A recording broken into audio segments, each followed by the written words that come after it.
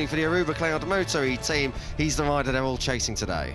He is, most certainly. Alessandro Zacconi has switched teams for 2025, and now with the Aruba Cloud squad, which made its debut in 2024, he is looking very much like a potential championship challenger, maybe even a potential championship winner. The Italian, now in his fifth season in this category, certainly has the experience and know-how to get the job done.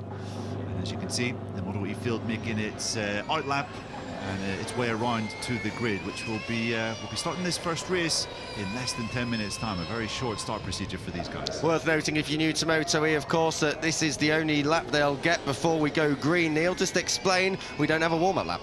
We don't have a warm-up lap, exactly, yeah, because, well, these guys need to get the maximum out of their battery over the full race distance, which, of course, is 8 laps on this occasion here at Le Mans. We've been coming here in the MotoE World Championship since 2020, and we've had some absolutely spectacular racing in that time. It looks as though today will be no exception. Lots of riders saying that there's about 5 or 6 names that have pretty similar rhythm for the race. Yeah, you've got to look right across that front row. Let's start here. Alessandro Zacconi, I said at the top of this that it is a 4th pole for him, his first since the Sachsenring back in 2024 last year. His best race results, he's had a win on 2 occasions. He's looking to make it 3 if he can. Yeah, most certainly is.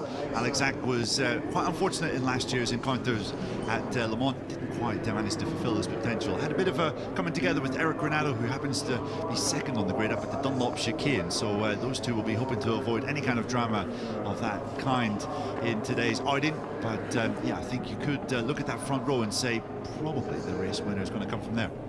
You've got to think so. That doesn't mean it's guaranteed, of course. We'll come through the grid, I'm sure, as we get everyone down there at the moment. Eric Granado, it's a 20th career front row for him, more than anyone else in the class. He has more wins than anyone else in the class.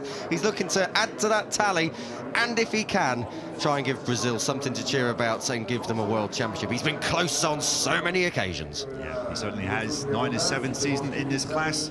Eric Granado was a disappointing 10th in last year's MotoE World Championship, well below the speed and the potential that we know he has.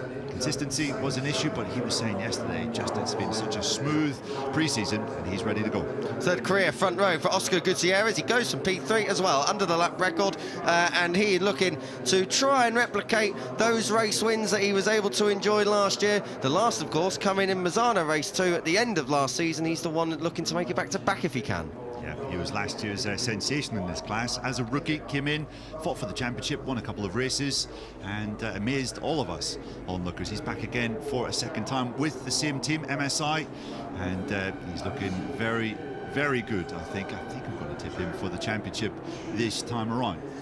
That's taken my prediction away from myself then. Thank you very much. I'll need some thinking time for that one. Neil, 4th on the grid. Andrea Mantovani has been pretty sensational thus far as well. His average on the grid last year was 11th. He's it's his P4 for him, his best qualifying since he was 4th at Misano, but that was back in 23, so he's done a great job yesterday to put himself in with a chance today.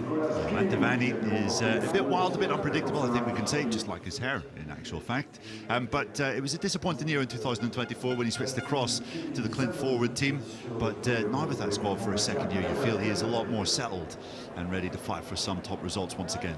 Kevin Zanoni here on the Power Electronics Aspar team, and what a livery before we go anywhere with that. That is a proper modern throwback to 2012-2013 in the MotoGP class. But for Kevin Zanoni, his 5th top 5 on the grid in the last 6 races. He has been good in qualifying. Can he convert it today? I think he can be certainly fighting for the podium. Can Kevin Zanoni? He had his best ever season in MotoE last time around, finished 4th in the championship and fought right up until the final round of the season. This is your only double world champion in MotoE on the grid. Jordi Torres, 6th on the grid, 37 years of age, but Spanish Elvis still going strong. Most certainly is. Jordi Torres, a double winner at this circuit back in 2020 and 2023. A double world championship winner, as you say, Kiko. And back again for the 6th time in his career.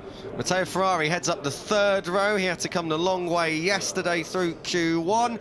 In the middle of that 3rd row, Lorenzo Baldassarri is your highest placed rookie. In 8th place, don't forget, he's a 5-time Moto2 Grand Prix winner. Completing that 3rd row, Maria Herrera for one of her best performances in MotoE for some time. But your pole man, it's going the way of Alessandro Zacconi.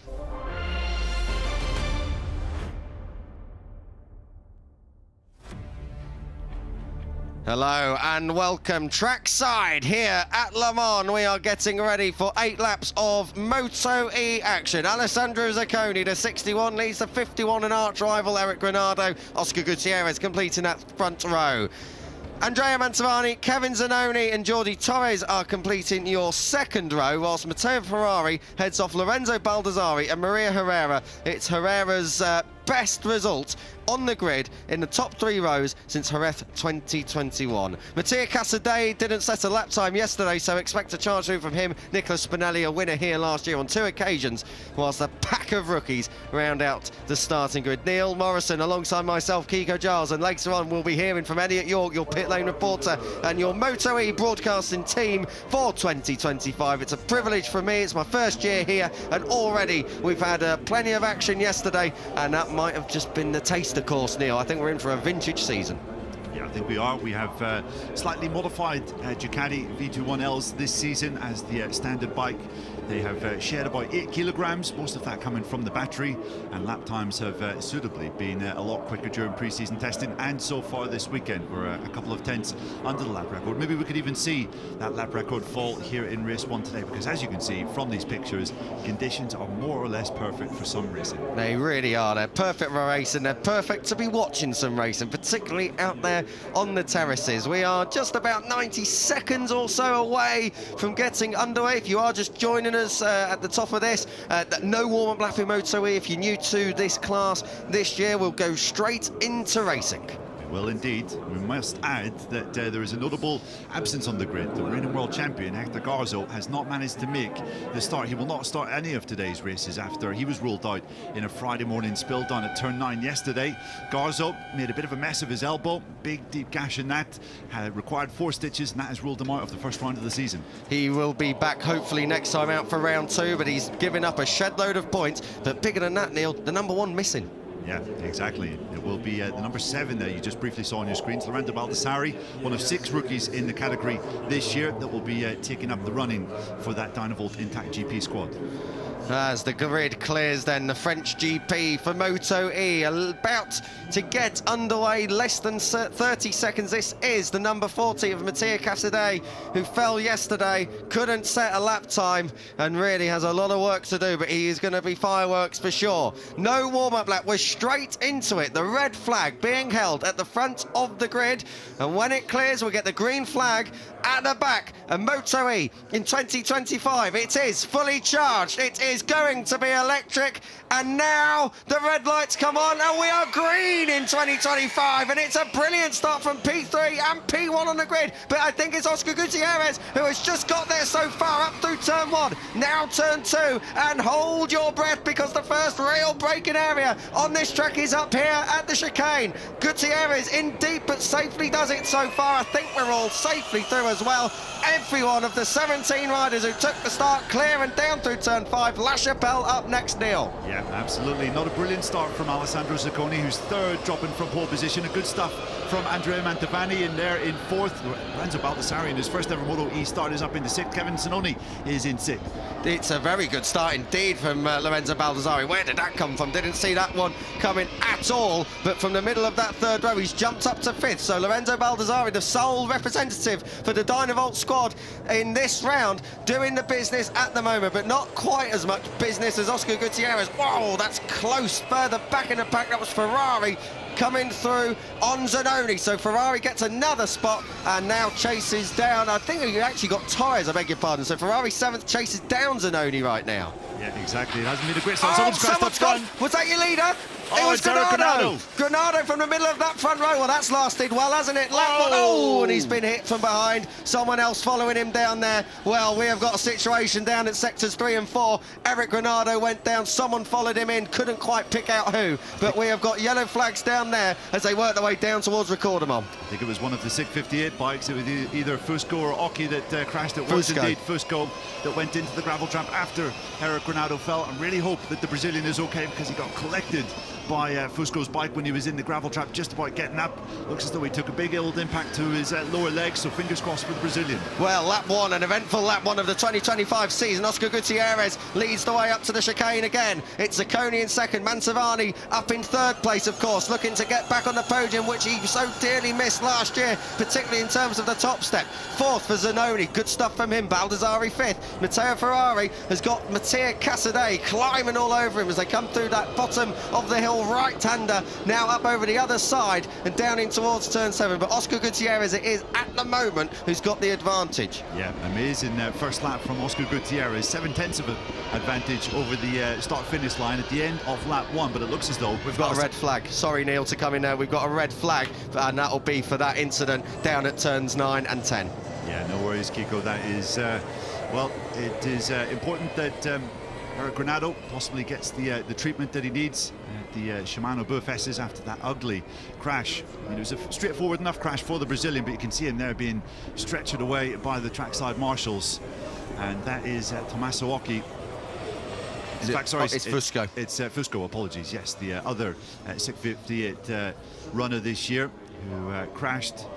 And yeah, understandable that Eric Granado is in some discomfort. That was a fairly straightforward crash down into turn 9 for the Brazilian, and just as he was getting back up onto his feet, then unfortunately he was collected, and probably a good decision there by TV direction not to show the replay. We don't really need to see those images. It was a pretty ugly collision. Let's hope that Eric Granado is okay. He's been stretchered off and all riders conscious. That's coming through from the medical director information here. So all riders conscious, and I must admit the marshals got the riders away very, very swiftly there. The red flag may also be not just for the incident at turn 9 in its larger scheme of things, but also because they need to recover the bikes, Neil. These MotoE bikes slightly more complicated than a traditional MotoGP bike or motorcycle racing bike to retrieve from an incident. Yeah, they most certainly are. Obviously they need to be checked that they are safe to retrieve, being electric machines. And it looks as though both of those bikes were able to be retrieved without any drama. So good news to hear that both riders are conscious. And we'll just keep our fingers crossed that Granado is relatively okay as you can be after such a collision. This is down in pit lane. All the riders now will be coming in. There will be a restart procedure for this, of course. That was Alessandro Zacconi just getting a few words in his ear, and the job of the team in this situation, try and keep the rider focused, try and keep the rider cool, calm, collected, not to be thinking too much about why that red flag is, because a lot of riders would have seen it, but they wouldn't have seen exactly the second part of that incident. So a lot of the team personnel will just be trying to keep everything as calm, as neutral as possible, so these riders remain fully focused on the restart. Yeah, absolutely. And news off the restart when we get it. In fact, we are just hearing that the new race will be run over 4 laps. We're not exactly sure when that start will be, but 4 laps, Kiko. That is going to be a proper sprint race. Forget the sprint at the Tissot sprint at 3 p.m. This is going to be an absolute all-out sprint for MotoE honours in race 1. We said about Sprint Saturday, it was a very literal meaning then taken to us here for MotoE. That's Luca Bernardi, I think, just down there chatting to his team. Luca Bernardi, one of the main rookies coming in. Of course, he's been a podium finisher over in World Supersport, point scorer in World Superbike, but this MotoE lark, it's a whole new kettle of fish for this San Marinese. Yeah, it most certainly is, and a penny for that rider's thoughts. Oscar Gutierrez made the perfect getaway, the perfect first lap, and was in a really great position. It would have been interesting to see whether Zacconi was just starting to close him down, and we were going to get the first and second split times of that second lap just before the red flags came out. Yeah, Gutierrez is going to have to do it all over again. Gutierrez, of course, won't have realised why that crash happened, because Eric Granado went down, he was behind him at the time, and then, of course, the following accident from Raffaele Fusco right down at the back of the pack. So Oscar Gutierrez none the wiser. We did just see Maria Herrera. Now, Maria Herrera going from that third row, I said it was her best qualifying in 4 years. She'll be looking to try and capitalise on this short, sharp restart, because 4 laps, as you get confirmation on your screen, not a lot of time to make moves. The start even more important than normal. Yeah, MotoE races are super intense, usually held over 8 laps or so, but this one is going to be even more so. 4 flat-out qualifying laps it will have to be. We're going to pass down now to our pit lane reporter Elliot York, who has got an update for us. Yeah, just speaking to guys down here, it looks like it's going to be 12:25 pit lane open, obviously do a lap and a quick restart procedure, and then get those 4 laps underway. So we're going to get back underway here in around about 4 minutes, 3 minutes time, which is good news. Cheers for that, Elliot. Yep, you're down there in pit lane with the latest. Obviously, we're up here marooned in comms, so good stuff there from Elliot, just confirming that what we're getting on our screen is absolutely going to happen. Of course, they will have recovered the bikes, they've got the riders to their appropriate positions, medical centre or back in the box or however it needs to be. Eric Granado, I'm sure, will be off to the medical centre for a checkup, and let's hope he is okay. But this MotoE 2025 season with a red flag, we had a couple of red flags yesterday, another one today, but safety paramount here.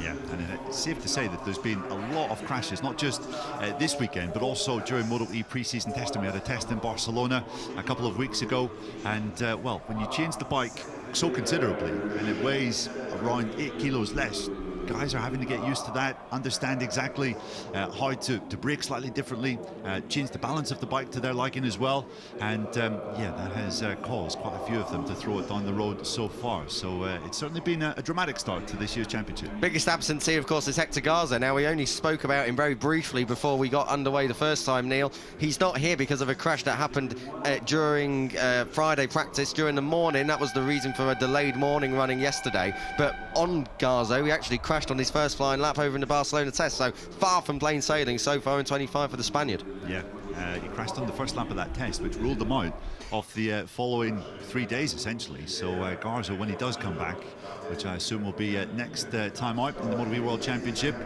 he will certainly be playing catch up. A bit of a Jorge Martin situation, you'd almost say, for the reigning champ. Let's hope Hector Garza is able to come back fully fit. A nasty injury he sustained yesterday, but hopefully he'll be back very soon. As you can see, the number 51 of Eric Granado has been taken to the medical centre for a checkup. All riders are conscious. We've had that graphic already, but lovely to see some reassertion there and confirmation that despite the accident on first glance, perhaps and hopefully not as bad as we all thought. So Eric Granado taken to the medical centre for a checkup. That goes without saying, he will not be taking part in this restart. We just saw a quick glimpse of Lorenzo Baldassarre there. Let's talk about Iron Boulder for a moment if we can. 8th on the grid, up inside the top 5 though on his opening sector in MotoE. Pretty swift stuff from the number 7. Yeah, he was probably the swiftest riser on the grid in that first start that we had here today. Baldassarre jumping up 2 places, doing very, very impressively indeed. And as we can see, the start procedure is about to get underway. These guys need to be pretty much at the pit lane exit by 12:25. We're about 30 seconds away from that just now. And can we pass back down to Elliot in pit lane for a bit of an update? Elliot?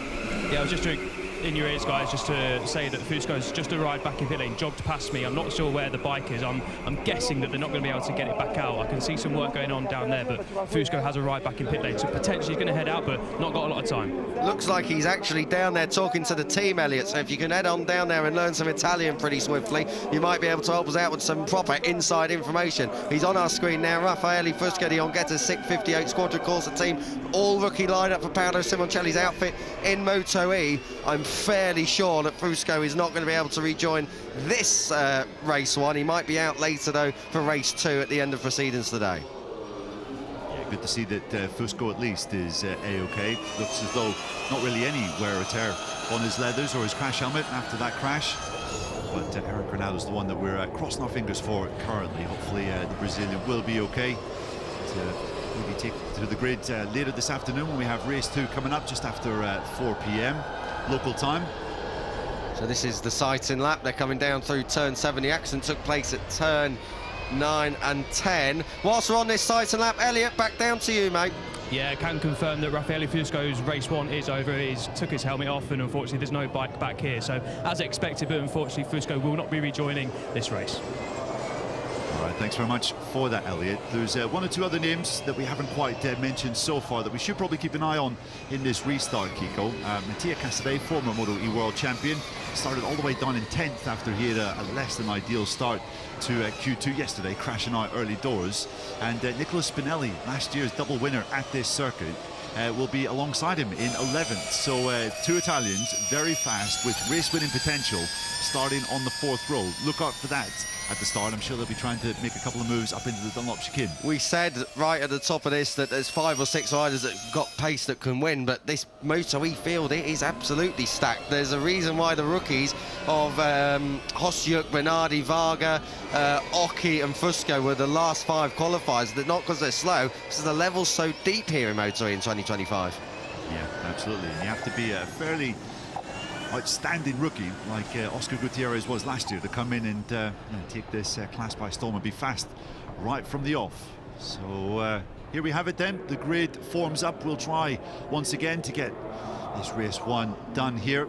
Of the 2025 MotoE World Championship. You can see 30 seconds until the race start. It will be take your grid positions and then pretty much put the visor down and get in the zone. The grid is being cleared and we are about to go racing yet again. Oscar Gutierrez was one of the fast starters in the first part of this, so let's see if he's able to do it again. That front row slightly depleted. Eric Granado has been taken to the medical centre following a crash in the first part of all of this, and let's hope that the number 51 Brazilian is all okay. But going from pole, it's Alessandro Zacconi. Will he convert it this time around? Green flag, and we are away. Absolutely rapid. It looked like another creamer from Oscar Gutierrez, and also Kevin Zanoni. Well, he had clear track in front of him because of Granado's absence, so Zanoni's up into the top 3 positions already, but it's as they were earlier on. It is Oscar Gutierrez who leads them, and let's hope that we're all through cleanly. Jordi Torres was all marooned and mired in the middle of that Dunlop chicane, but stays aboard, but loses a couple of places. Again, Lorenzo Baldassari quick out the blocks. He's 5th, but Oscar Gutierrez, he's got some serious company right behind him in Andrea Mantovani, but Gutierrez leads. He does indeed. Yeah, it was another tough start from Jordi Torres, who's dropped back to 8th from 6th on the grid. Good stuff from Casadei, who's jumped up from 10th on the grid to 7th, so 3 places for the former champ, and another good start for Lorenzo Baldassari, who sits in 5th. Fantastic stuff from Baldassari. Zanoni there in 3rd place. I tell you what, it's Zacconi, sorry, there in 3rd place. That is not what he'll have liked to see, and he's got a little bit of distance here. Very similar to what we were looking at in the first part, Neil. Now we've only got 4 laps, so he's got to get a shift on quick. Yeah, it really does. Well, Gutierrez was able to build up an advantage of 0.7 of a second in the first, running off this race on the first lap. It looks as though Mantovani is keeping him slightly more honest this time, but look at the speed of the number 99 as he pulls away from the number 9 in 2nd position. Zacconi needs to get himself into gear, otherwise he will have too much of a buffer to try and make up in just what is a 4-lap race. Yeah, and we're only going to have 3 more of it. We're at the end of the first lap already. Brilliant stuff this from Andrea Mantovani. He's got the magnets on here for Oscar Gutierrez, who is leading the way through Recordamon for the first time of asking in this 4-lap dash for the cash. Gutierrez, the 99, leads the number 9. It is Andrea Mantovani in 2nd. Zacconi, pole sitter 3rd. Kevin Zanoni up from 5th to 4th. Lorenzo Baldassari missed the P5 in terms of race trim here in MotoE so far. Ferrari, Casadei, Torres, Spinelli and Maria Herrera completing your top 10, and I think Herrera, just in the backer shot, cleared Spinelli, so back in her original starting position, P9. Yeah, this is easily the best we've seen from Maria Herrera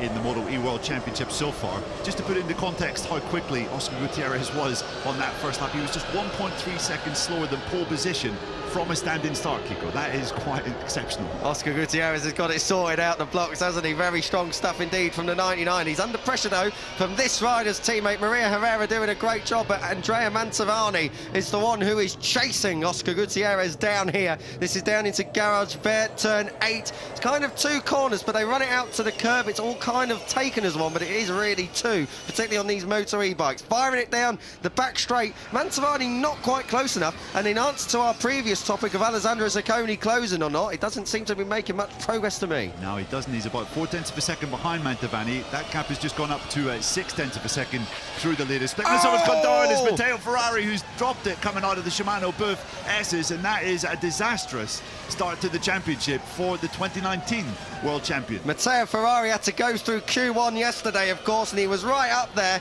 in terms of scoring some half-decent points, and he isn't anymore. Exit turn 10, it's caught out many riders in the past, but as you can see, at least his teammate retakes top 10 placings there. In 10th place, the 72 of Alessio Finello. Fastest lap of the race last time around. Mantovani is a man on a mission here. He is indeed. He's whittled that lead down to 1/10 of a second as we see Matteo Ferrari walking away disconsolately, just checking to make sure his hands are okay. and it looks as though he's just lost his the front through midway through that turn 10. So a very strange crash. It's very rare that we see that kind of incident at that particular point on the track. But yes, going back to the front, fastest lap of the race by Mantovani. The only two riders lapping in the 139s at the moment are these two. It's a two-way fight for victory. And just on another note, Neil, good that the bike was attended to by the marshals, because that means that we should be able to keep racing here, even in this restarted MotoE Race 1 of the 2025 season. Look at this. Andrea Mantovani, well, we did not see this coming. He's been a much more competitive rider so far in the test in Barcelona, in the qualifying simulation as well, and he's right there, glued to Oscar Gutierrez like stink on a skunk as they charge down towards turn 9 and 10 for the penultimate time of asking, and the yellow flags are in, so if he's close enough, he could have made a move. Yeah, although I don't think he is close enough just right at this moment. You can see Zacconi is trying absolutely everything to hold on to the front two, but he is managing to get a little bit away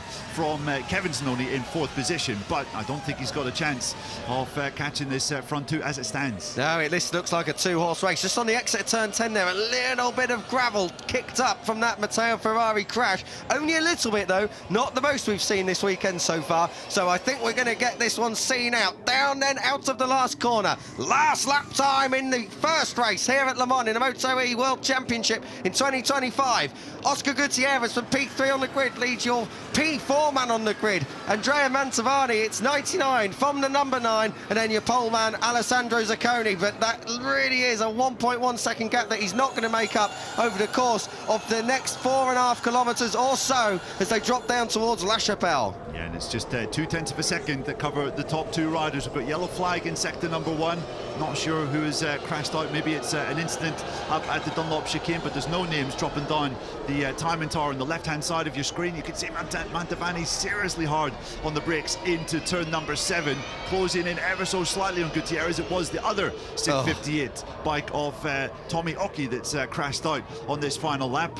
Disaster. He wasn't dropping down because he was stone last anyway, so Occhi, the 28, is done. We're coming out of turn 8, Neil. Mantovani doesn't look close enough. If it can't be 9, where can it be? It can possibly be into the final double right. Turn 13 could be where this race is decided. It's happened before in the MotoE World Championship at this circuit. You can see Mantovani not trying anything too stupid into the Shimano Burfest. He's going to try and get a fast run, but I think he's losing a little bit of time in this sector. If I'm being honest, it looks as though the number 99 has done enough for victory. It looks like it's going to go the way of Oscar Gutierrez. They come through the turn 11 and 12. This long left-hander Mantovani is building. He'll be there to pick up any pieces if there are any left for him, but it looks to me like Oscar Gutierrez, another front row he started from P3, is converted to P1. Oscar Gutierrez starts his 2025 campaign in style. It's back to podium ways for Mantovani in second, and pole sitter Alessandro Zacconi takes a well-earned and solid third ahead of Kevin Zanoni. Mattia Casadei coming through from 10th up to 5th, and Lorenzo Baldassari, your top rookie, in 6th. But all the honours to the 99 of Gutierrez, your winner. Fantastic stuff from Oscar Gutierrez, the only rider on that final lap that was lapping in the 1:39, 0.2 of a second quicker than anyone else. He was absolutely able to hold his nerve when it mattered most. Fantastic stuff from the Spaniard, and well, if last year was impressive as a rookie, it looks as though 2025 is going to be better still. He's the rider to beat after just one race. Just outside those top 6 places, double world champion Jordi Torres in 7th, Maria Herrera, fine rider, returning to the top 10 for the number 6. She's in 8th. Spinelli 9th. Your last year's winner's got work to do for later on when we go racing once again at the end of play today. And 10th for Alessio Finello, taking advantage of teammate Matteo Ferrari checking out at turn 10. It was a bit of a race of attrition, even though it was only slated only to 4 be laps. Yeah, 4-lap race. We've only had 13 starters. Obviously, 2 of them were ruled out after the initial start. But brilliant stuff from Andrea Mantovani. Safe to say there was no point last year where he looked capable of winning MotoE races. It was a little below his usual potential. He's a little loose, a little wild, but yeah, one of the more flamboyant figures on this grid, and he pushed Oscar Gutierrez all the way. good podium, you'd have to say, for Zacconi, but it's my bets, Kiko, and say that the Italian will be a little bit disappointed with that. I'm sure he would have been expecting more. He would have been expecting more. Just on the loose, wild and flamboyant of Mantovani, that's just the hairstyle, Neil. Don't forget him as a person as well is not so bad at all, I suppose. Gutierrez, though, very, very solid job. We saw what he was capable of when he came in last year as a full-time rookie, and the number 99 has opened his account in style. He will have been confident he could do that, of course, but yesterday when you're starting on that front row, a couple of tenths off what the pole sitter was able to do, it can't be taken for granted or guaranteed. Yeah, you just saw him shaking his left wrist out there to catch up with Oscar Gutierrez earlier, and he was saying that had a big crash in Cota. Obviously, he was standing in for Sergio Garcia in the MSI squad in the MotoE class for a couple of rounds in Argentina and in America earlier this year.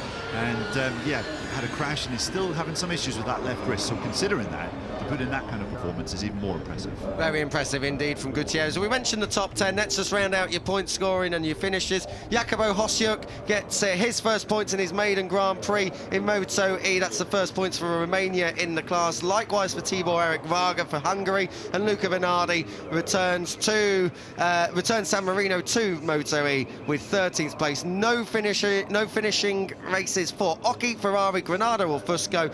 Granado and Fusco, of course, in an earlier incident in the original run-in. Eric Granado, if you just joined us, taken to the medical centre, but all riders were conscious. Oscar Gutierrez arrived to Parc Ferme. He'll be down there chatting with Elliot York, our good esteemed colleague and pit lane reporter, very, very soon. But for Oscar Gutierrez, I think there was an expectation last year that, yes, he can be competitive, but he's come in this year straight away winning. Not just the podium, he's got the big 25 points. That's a real sign of where he's going in 2025. Yeah, and the fact that he'll be showing up to the tracks this year with a year of experience under his belt is just going to help him so much. It was amazing how he was able to get up to the speed that he did last year. When you consider that these riders have, what, 2 15-minute sessions, then they're straight into qualifying. It doesn't really give you a great deal of time to acclimatise yourself with the bike and the conditions and potential new circuit as well. And now he's got that first year under his belt, and yeah, you have to say, it looks as though he's really prepared to build on that. Oh dear, what are we seeing here? That's a P2 dance, not quite a victory dance for Andrea Mantovani. He'll be hoping for more of that soon. I haven't seen moves like that since you and Capote in Jerez, Kiko, what, a couple of weeks ago? I don't remember that, mate. I wonder why. Second place for Mantovani. Third for Zacconi. I mean, he will be happy. It's a podium, it's points on the board, but having set yesterday's pole, I think, as we've already said, he'll be feeling a little bit dejected about the whole thing. I think he's getting ready to chat now down there to... no, it isn't. That's Oscar Gutierrez. We're going to go in the winner's order. Oscar Gutierrez with L. Yeah, Oscar, what a way to start the season. P1 here in Le Mans from the front row. Just talk to us how you're feeling. A great start to the year.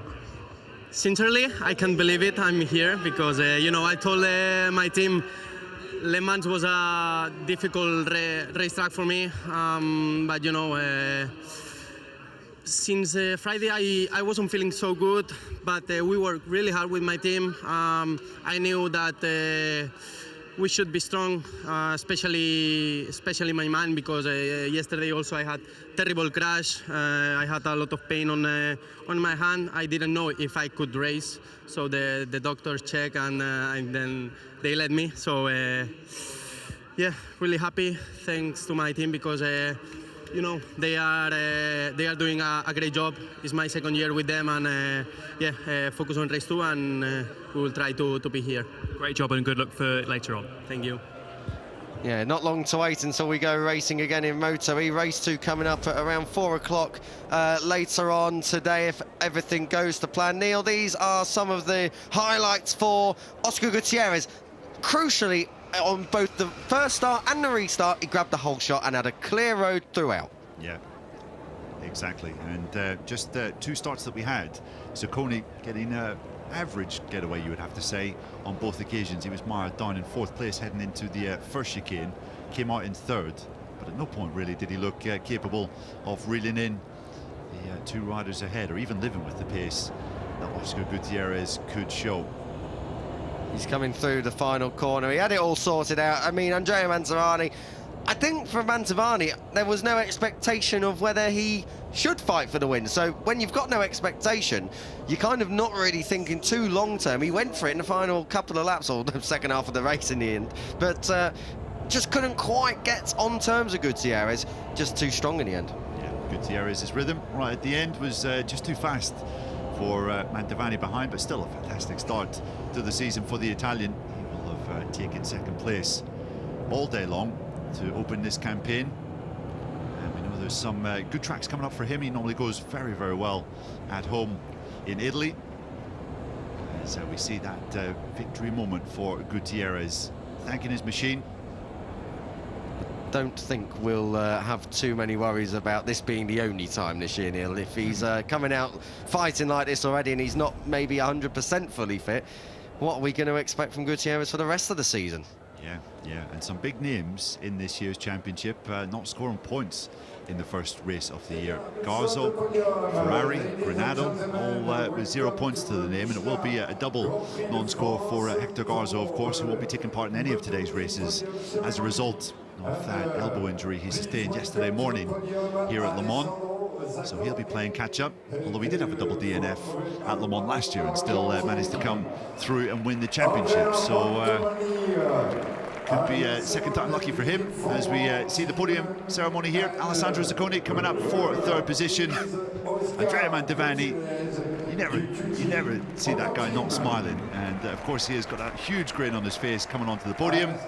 Not as big as Oscar Gutierrez though, who gives the Michelin man a big old hug.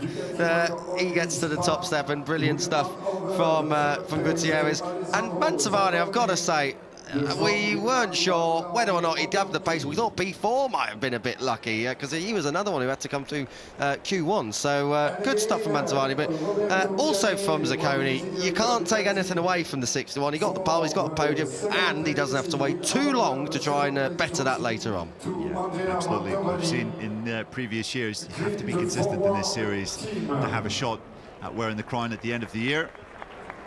Mantovani absolutely delighted with that podium finish. As Roberto Cani from Ducati, the head of Ducati's e-mobility project, hands out the trophies for third, second and first, and now is the turn of the victor, the Spaniard, Oscar Gutierrez. Brilliant stuff from Oscar there. And of course, he is now the one who's got that expectation, Neil, with P1 already bagged. I think we're going to get to the national anthem of Spain for Oscar Gutierrez, your first winner in MotoE this year.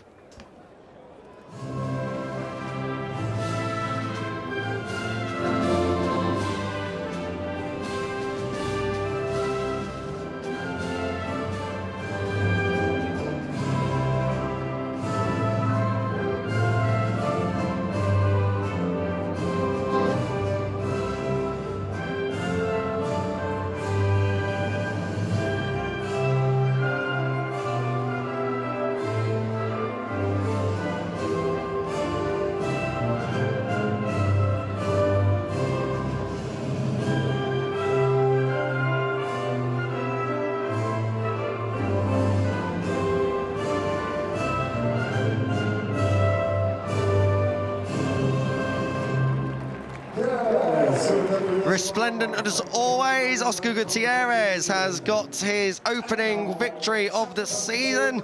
And now we will have a little bit of the bubbly getting sprayed everywhere. Andrea Mantovani a fine second, third for your pole sitter, Alessandro Zacconi. Andrea Mantovani there doing the elaborate stuff. But it's Gutierrez who got the race over the line, over just 4 laps in the end due to that incident involving Eric Granado and Raffaele Fusco. 25 big smackers going away of the Spaniard. Mantovani second and Alessandro Zacconi third. A pack of Italians chasing the Spaniard. A very solid debut for Lorenzo Baldassari in 6th. Let's see what he can do a little bit later on. Just outside that top 10, we said about Jacopo Hosiuk, Tibor Eric Varga and Luca Bernardi. Don't forget that that is your championship order after race 1. I'm out of here. Neil Morrison stays put. Lewis Sotheby has moved in already. He's ready and waiting to go. Moto3 up next, but it's MotoE that ends the day at 4 o'clock.